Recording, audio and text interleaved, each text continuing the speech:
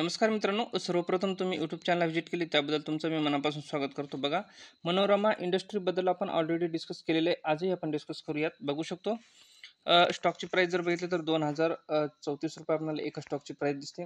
One डेला या स्टॉकने जवळपास आपल्याला 1 ते 1.5% पर्यंत पॉझिटिव्ह रिटर्न देताना दिसते कंपनी.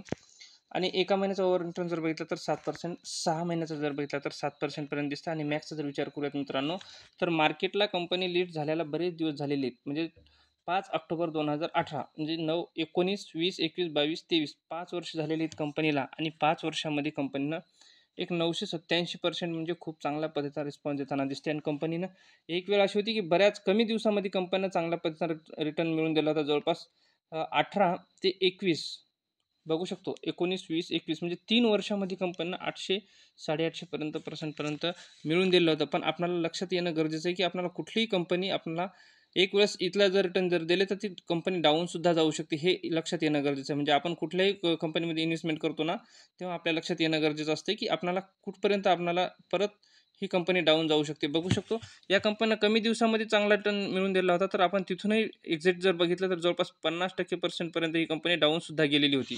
बरोबर आहे. तर 50% डाऊन जातानाही सुद्धा आपल्या लक्षात यायला पाहिजे की आपण जर 50% जर डाऊन गेली कंपनी, तर ती कंपनी खराब नसून त्या कंपनीचं मॅनेजमेंटमध्ये काही गोंधळ नसून एक एक प्रॉफिट बुकिंग असू शकते, हे लक्षात येणं गरजेचं आहे. बरेच नवीन इन्व्हेस्टर लोक काय करतात की जेव्हा तेजीमध्ये असतो तेव्हा इन्व्हेस्टमेंट करतात, इथं कुठंतरी इन्व्हेस्टमेंट करतात आणि त्यानंतर तो स्टॉक हळूहळू खाली जातो. आणि परत मग त्यांची सिच्युएशन बिघडते आणि ते एक्झिट होतात अशा स्टॉकमधून ते बाहेर पडतात.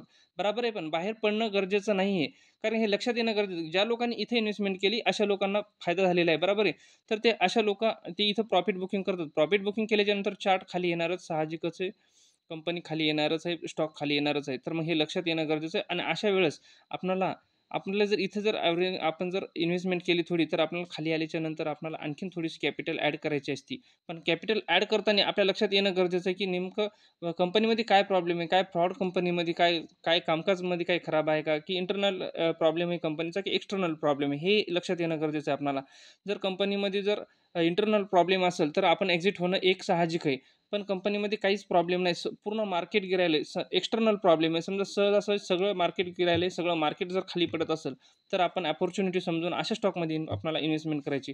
आणि स्टॉक जर खाली येत असेल, बरोबर आहे, इथून जर स्टॉक जर चार्ट जर खाली येत असेल मार्केट हे, आणि आपल्या स्टॉक जर डाऊन जात असेल, तर आपल्याला बघणं गरजेचं आहे की कंपनीचं मॅनेजमेंट कशा पद्धतीचं आहे, कंपनीचे नंबर कशा पद्धतीने येतात, प्रमोटर आपली होल्डिंग व्यवस्थित ठेवलेली आहे का, इन्व्हेस्टर लोक आहेत का, त्याच्यामध्ये कर्ज वगैरे वाढलेलं आहे, कंपनीने घेतलेलं आहे का, कर्ज वगैरे कसं आहे, ह्या गोष्टी बघणं गरजेचं आहे. जो कुठलाही स्टॉक खाली येतो ना, तेव्हा आपल्याला त्याच्या ॲनालिसिसवर जास्त फोकस ठेवणं गरजेचं आहे. त्या कंपनीला आपल्या सतत नजरेत ठेवणं आपल्यासाठी खूप महत्त्वाचं असते. आणि जर आपण पूर्ण जर त्याच्यावर नजर ठेवू शकतो आणि आपल्याला जर ते पूर्ण मॅनेजमेंट जर आपल्या लक्षात आलं आणि कंपनी किती खाली पडली ना, तर कंपनी एक ना एक दिवस वर जाणार आहे. बघा, इथून बरेच म्हणजे 50% पर्यंत ही कंपनी डाऊन गेली होती. बरोबर आहे. आणि मग डाऊन गेल्याच्या नंतर ज्या लोकांना या कंपनीचे रिझल्ट चांगल्या पद्धतीचे येत आहेत सगळे माहीत असताना, ज्या लोकांनी जर इथं इन्व्हेस्टमेंट केली आणखीन ॲव्हरेज, तर बघा कमी दिवसामध्ये या कंपन्या जवळपास 125 ते 140% पर्यंत कमी दिवसामध्ये मिळवून दिलेले दिसतात आपल्याला एकाच वर्षामध्ये. हे लक्षात येणं गरजेचं आहे की आपल्याला कुठलाही स्टॉक खाली जात असताना, कुठलाही चार्ट खाली जातो, तर मग त्याचं सिच्युएशन काय आहे, इंटरनल प्रॉब्लेम आहे की एक्सटर्नल प्रॉब्लेम आहे, हे एक लक्षात येणं हे महत्त्वाचं आहे. कारण आपल्याला नंबर बघणं गरजेचं आहे, त्या कंपनीचं मॅनेजमेंट बघणं गरजेचं आहे, कंपनीचं फंडामेंटल चेक करणं गरजेचं आहे सतत वारंवार. तर तेव्हा आपल्याला ज्या गोष्टी ह्या फंडामेंटल जेव्हा कळाल्या आपल्याला चेक करणं, तेव्हा आपण त्या कंपनीवर विश्वास ठेवू शकतो आणि त्या कंपनीवर आपण होल्ड करू शकतो त्या कंपनीला. बरोबर आहे. तर चला, आपण जास्त वेळ न घेता आपण या कंपनीचं एक वेळेस फंडामेंटल चेक करून घेऊयात. कंपनीचं मार्केट कॅपचा जर विचार करूयात, तर मार्केट कॅप फक्त कंपनीचं 2413 करोड मार्केट कॅप आहे. म्हणजे एक स्मॉल कॅपमध्ये ही कंपनी आपल्याला मोडताना दिसते. बघू शकतो स्टॉकचा पी 64 दिसतो आपल्याला. आणि एवढी छोटी कंपनी असून डिव्हिडंडसुद्धा ते 0.10% पर्यंत आपल्याला डिव्हिडंडसुद्धा देते. ROC बघितलं कंपनीचं तर 13% आणि ROE बघितलं तर आपल्याला 10% दिसतो. फेस व्हॅल्यू या कंपनीचा 10चा आहे. म्हणजे चांगल्या पद्धतीचा फेस व्हॅल्यूसुद्धा या कंपनीचा आपल्याला दिसून येते. आपण नेट प्रॉफिटवर आणि सेलवर नजर टाकूयात. पहिले सेल बघू शकतो आपण. मार्च 2000 पासून आपल्यासमोर डाटा दिसतो. 96 करोड, 100, त्यानंतर 104, त्यानंतर 133, त्यानंतर 131, 145, 210. त्यानंतर 202, त्याच्यानंतर 188, त्यानंतर 203, 279, 351 आणि 429. म्हणजे कंपनी चांगल्या पद्धतीने सेल पण करताना दिसते आपल्याला. आपण ऑपरेटिंग प्रॉफिट बघूया शकतो या कंपनीचा. एक मिनिट, इथं बघू शकतो. हां, ऑपरेटिंग प्रॉफिट बघणं गरजेचं आहे. बघा 4, त्याच्यानंतर 3, त्याच्यानंतर 17, 29, 44, 35, 39, 56 आणि 69. किती चांगल्या पद्धतीचं ऑपरेटिंग प्रॉफिटसुद्धा दिसते. नेट प्रॉफिटवर नजर टाकली तर 1 करोड, 1 करोड, 10 करोड, 19 करोड, 23 करोड, 15 करोड, 24 करोड, 30 करोड, त्याच्यानंतर 38 करोड. म्हणजे खूप चांगल्या पद्धतीनं कुठलाच एकही नंबर या कंपनीनं एकही वेळेस आपला नंबर डाऊन गेलेला दिसत नाही. प्रत्येक वेळेस नंबर चांगल्या पद्धतीने कंपनी इन्क्रीज करताना आपल्यासमोर दिसते. कंपनीवर कर्ज बघू शकतो आपण. जवळपास कंपनीवर कर्ज 248 करोड कर्ज आहे आणि रिझर्व्ह पण सुद्धा यांच्याकडे चांगल्या पद्धतीचं आहे. रिझर्व्ह बघितलं तर 304 करोड यांच्याकडे रिझर्व्ह सुद्धा अवेलेबल आहे. शेअर होल्डिंग पॅटर्नवर जर नजर टाकली तर प्रमोटरकडे 57% पर्यंत होल्डिंग आहे आणि फॉरेन इन्व्हेस्टर या कंपनीमध्ये 2.80%, डोमेस्टिक इन्व्हेस्टर 3.27% आणि पब्लिकचा जर विचार करूया तर पब्लिक या कंपनीमध्ये 36% पर्यंत आपल्याला दिसते. बघा या कंपनीमध्ये जवळपास फॉरेन इन्व्हेस्टरसुद्धा आहेत, डोमेस्टिक इन्व्हेस्टरसुद्धा आहेत आणि प्रमोटरची होल्डिंग एक 50%च्या पेक्षाही जास्त आहे. म्हणजे आपण विचार करू शकतो चांगल्या पद्धतीची इन्व्हेस्टमेंट या लोकांनी करून ठेवलेली आहे. तर आपली पण थोडीशी इन्व्हेस्टमेंट अशा कंपनीमध्ये असणं मला तरी वाटते साहजिक असणं गरजेचं आहे. लाँग टर्मसाठी चालायचं असेल तर चांगल्या पद्धतीचा स्टॉक आहे. आपण लाँग टर्मसाठी इन्व्हेस्टमेंट करू शकतो. या स्टॉकबद्दल आपण विचार करू शकतो. तर हा जर तुम्हाला स्टॉक आवडला असेल तर याच्यामध्ये लाँग टर्मसाठी चालण्याचा तुम्ही निर्णय घेऊ शकता आणि ज्यांच्याकडे कुणाकडे असेल तर याच्यातून एक्झिट होण्यासारखं काही कारण नाही. खूप चांगल्या पद्धतीचं कंपनीचं काम आहे आणि खूप चांगला स्टॉक आहे आणि परफॉर्मन्स चांगल्या पद्धतीनं करत आहे. कंपनीचे नंबर प्रत्येक वेळेस चांगल्या पद्धतीने येत आहेत आणि इन्क्रीज पण चांगल्या पद्धतीने नंबर करताना दिसत आहे कंपनी आपल्याला. तर नक्कीच या कंपनीला आणखीन ग्रोथ येण्याची शक्यता आहे. तर आपण लाँग टर्मसाठी अशा स्टॉकसोबत चालू शकतो. चला नेक्स्ट स्टॉकबद्दल डिस्कस करूयात. व्हर्टोज ॲडव्हान्सिंग ही लिमिटेड ह्या कंपनीबद्दल आपण डिस्कस करूयात. स्टॉकची जर प्राईस बघितली तर सध्या आपल्याला स्टॉकची प्राईस दिसते ₹815 एका स्टॉकची प्राईस दिसते आणि 5 दिवसामध्ये या कंपनीचा रिटर्न जर बघितला तर 5% पर्यंत आपल्याला प्लसमध्ये दिसतो. एका महिन्यामध्ये 6% पर्यंत आणि मॅक्सचा जर विचार करूयात तर मित्रांनो जवळपास 992% म्हणजे 1000% या कंपनीला मिळून देताना दिसते आपल्याला कंपनी. पण मार्केटला लिस्ट झालेली आहे कंपनी 2020ला. म्हणजे कंप्लीट या कंपनीला 3 वर्ष पूर्ण झालेत आणि 3 वर्षामध्ये या कंपनीना एक 1000% पर्यंत चांगला रिटर्न मिळून दिला होता. बघू शकतो आपण कमी दिवसामध्ये या कंपनीला बघू शकतो आपण एका वर्षामध्ये या कंपनीला जवळपास 250 ते 300% पर्यंत रिटर्न मिळून दिलेलं दिसतं. 2020 ते 2021 कोविडच्या सिच्युएशनमध्ये सुद्धा या कंपनीनं चांगल्या पद्धतीचा रिस्पॉन्स दाखवला दिसतो आणि तिथून परत हा तिथून जवळपास 50% पर्यंत हा स्टॉक 70% पर्यंत हा स्टॉक डाऊन गेला होता. इथली सिच्युएशन बेकार असते. कमी दिवसात ज्या कंपनीनं रिटर्न दिला त्या कंपनीची सिच्युएशन अशी बी होऊ शकते की तो खूप डाऊनसुद्धा जाऊ शकतो. का? तर त्याचं कारण आहे की ज्या लोकांनी इथे इन्व्हेस्टमेंट केलेली त्या लोकांनी वर गेल्यानंतर प्रॉफिट बुकिंग केली. हळूहळू स्टॉक 70% पर्यंत हा स्टॉक डाऊन गेला आणि डाऊन गेल्याच्या नंतर 70% डाऊन गेल्याच्या नंतर आपल्या छोट्या इन्व्हेस्टर लोकांची काय हालत होते.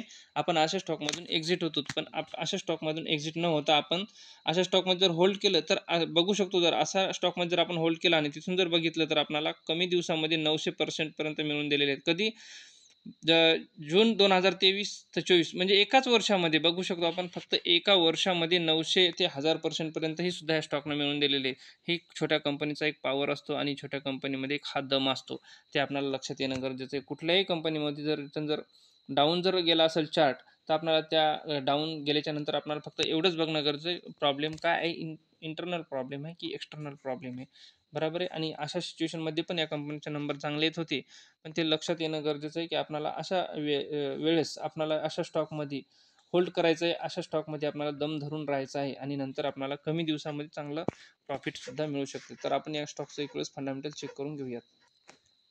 मार्केट कॅपचा जर विचार केला तर फक्त 1290 या कंपनीचं 1290 करोड या कंपनीचं मार्केट कॅप दिसते. म्हणजे खूप छोटी कंपनी दिसते स्मॉल कॅपमध्ये. करंट प्राईस जर बघितलं तर ₹812 आणि स्टॉकचा पी जर बघितला तर 80चा दिसतो. स्टॉकचा पी इंडस्ट्रीच्या लेवलला या स्टॉकचा पी आपल्याला दिसतो. डिव्हिडंड तरी सध्या कंपनी देत नाही. ROE बघितलं तर 19% आणि ROE बघितलं तर 14%. फेस व्हॅल्यूसुद्धा या कंपनीचा 10चा दिसतो आपल्याला. सेल बघूयात आपण. मार्च 2016चा आपल्यासमोर डाटा दिसतो. 12 करोड, 20 करोड, 37 करोड, 46 करोड, 41 करोड, 57 करोड, 42 करोड आणि 83 आणि 161 करोड म्हणजे कंपनी चांगले परफॉर्म करताना आपल्याला दिसते. नेट प्रॉफिटचा विचार करूया तर 3 करोड, 6 करोड, 7 करोड, 4, 8, 6, 11 आणि 17 आतापर्यंत 17 करोड म्हणजे चांगल्या पद्धतीनं कंपनी परफॉर्मन्स करताना सुद्धा आपल्याला दिसून येते. आपण बॅलन्स शीटवर जर नजर टाकली तर बघू शकतो इथं कंपनीवर कर्ज जर बघितलं तर फक्त कर्ज जर बघितलं तर कंपनीवर 8 करोड कर्ज आहे. सुरुवातीला 14 होतं, 10 झालं, 9 केलं आणि 8 म्हणजे कंपनी हळूहळू कर्ज आपलं कमी करताना आपल्याला दिसून येते. आणि बघू शकतो आपण 38 रिझर्व्ह बघू शकतो, 46, 54, 70 आणि 114 म्हणजे कंपनी रिझर्व्ह आपला वाढवत आहे आणि कर्ज कमी करत आहे, म्हणजे एक आपल्यासाठी एक चांगली गोष्ट असू शकते. बघा, इन्व्हेस्टर लोकांचा जर विचार केला तर इथं शेअर होल्डिंग पॅटर्नमध्ये आपण नजर टाकू शकतो. प्रमोटरकडे 37%, प्रमोटरकडे फॉरेन इन्व्हेस्टर या कंपनीमध्ये जवळपास 23.55% आणि डोमेस्टिक इन्व्हेस्टर याच्यामध्ये नाही येतं. आणि पब्लिककडे जर बघितलं तर 38% आहे. प्रमोटरची होल्डिंग पहिली किती होती? 56% होती, आता 37. 56 वरली 48 केली, 48 वरली 37 म्हणजे प्रमोटरने आपली होल्डिंग थोडीशी प्रॉफिट बुकिंग केलेली आहे. पण ती प्रॉफिट बुकिंग कुणा घेतलेली आहे बघू शकतो इथं. फॉरेन इन्व्हेस्टर या कंपनीमध्ये पहिले किती होते? तर पहिले इथं 0.83% होते, त्यानंतर 3% झाले, नंतर 7.14% आणि आता 23.55% म्हणजे प्रमोटरची होल्डिंग पूर्ण इथं फॉरेन इन्व्हेस्टरनं इथं आपण या फॉरेन इन्व्हेस्टरने इन्व्हेस्टमेंट करून ठेवलेली आहे. म्हणजेच चांगल्या पद्धतीची इन्व्हेस्टमेंट आहे. आणखीनही या कंपनीमध्ये 38% ही आपल्या पब्लिककडे या स्टॉकमध्ये इन्व्हेस्टमेंट आहे. मित्रांनो, या स्टॉकमध्ये जर इन्व्हेस्टमेंट करायची असेल तर थोडी कॅपिटल ने आपण सुरुवात करा, कारण की आता ऑल टाईम हायवर हा स्टॉक आहे, बरोबर आहे.